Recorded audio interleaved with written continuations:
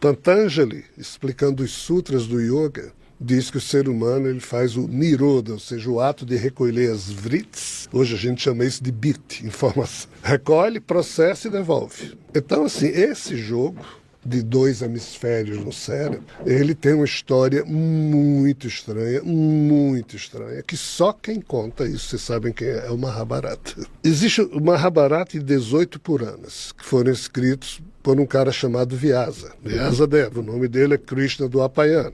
Vyasa escreveu os 4 Vedas, o Mahabharata, 18 Puranas e ainda o Srimad Bhagavatam, no final de sua vida. E no Mahabharata, ele diz que Brahma, ou seja, o tal Criador, quando se sentiu regenerado, ou seja, mesmo a vida tendo falhado nesse universo vizinho, mas em algum momento lá Brahma se sentiu recuperado, regenerado. Ele resolveu criar 2 linhagens de seres. Uma, que o Mahabharata chama os filhos da linhagem regenerada da mente de Brahma, e a outra, filhos do corpo regenerado de Brahma. Aí Brahma primeiro criou 7 seres, filhos da sua mente regenerada: Maharishi, Atri, Angiras, Pularra, Paulástia, Vasijita e Kratu. Esses 7 seres. Por exemplo, Pularra, tudo que é lobo, leão, blá blá blá, veio daqui. Cada uma dessas figuras, a genética, segundo o Mahabharata,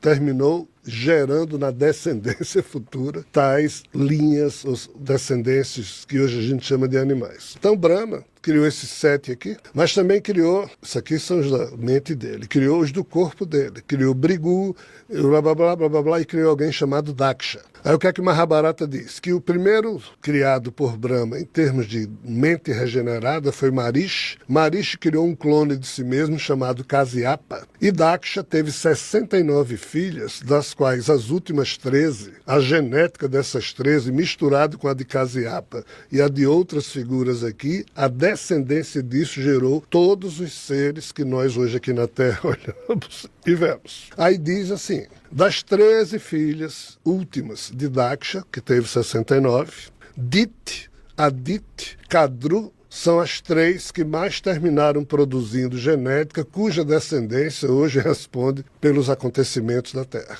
Aí Kadru gerou as Nagas e Uragas. Que diabos é Nagas? Cobras. E o que diabos é Uragas? Dragões. Mas qual o problema? Não é qualquer cobra, não é qualquer dragão, porque cobra mesmo, quem criou foi esse Kasyapa, o filho de Marishi, que invadiu uma loca aquática de Varuna e criou cobras peçonhentas lá. Só que as cobras que Kasyapa criou eram peçonhentas, mordiam todo mundo. Precisava se criar um novo tipo de cobra que não mordesse todo mundo.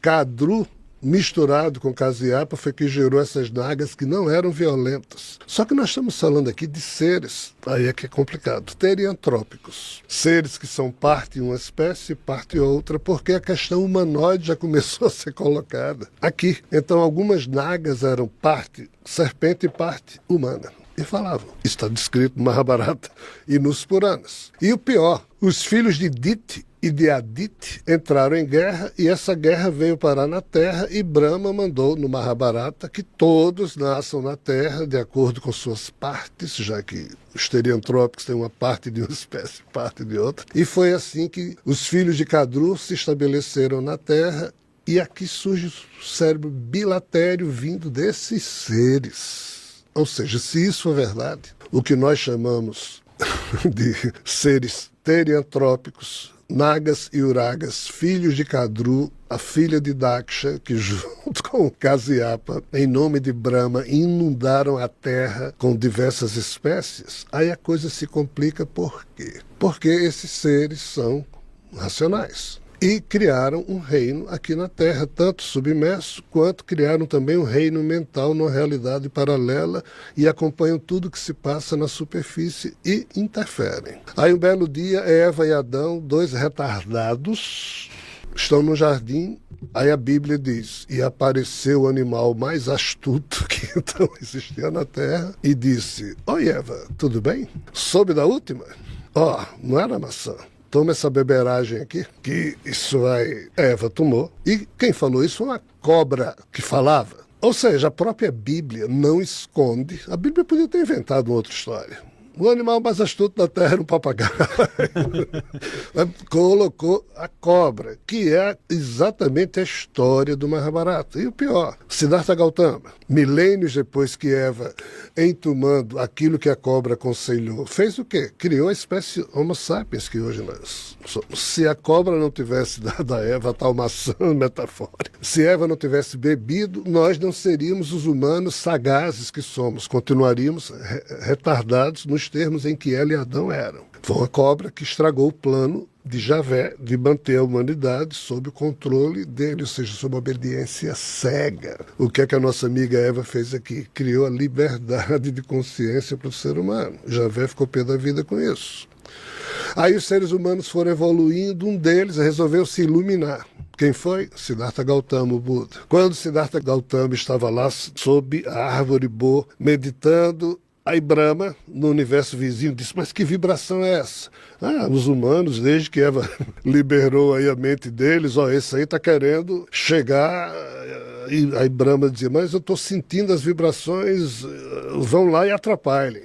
Aí dois demos, chamado Kama e Mara, o deus da morte e o deus da luxúria, foram para cima de Siddhartha Gautama e começaram a inundar a mente de Siddhartha com o quê? Com essas sensações para tirar Siddhartha do equilíbrio, da concentração, da contemplação. Aí o que é que acontece?